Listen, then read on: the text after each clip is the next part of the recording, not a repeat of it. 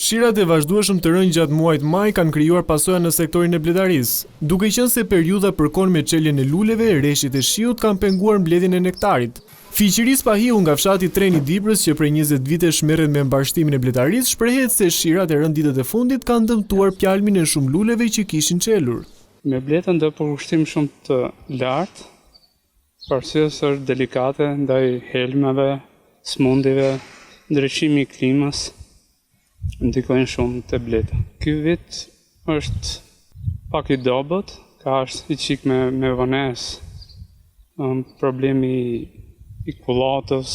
Veç natyrës, bletarët po përballen edhe me një problem tjetër, atë të spërkative me helm të kulturave bujqësore të ndryshme e kryesisht të pemtarisë. Spahiu thotë se spërkatja me helme bëhet në kohën kur bleta është në kullot dhe dëmton atë.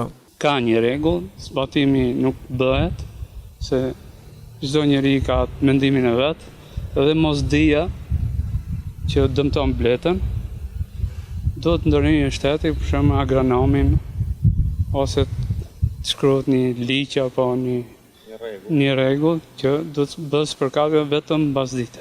Subvencionet për bletën janë rritur këtë vit, por bletarët kërkojnë më shumë mbështetje në këshillime nga specialistët.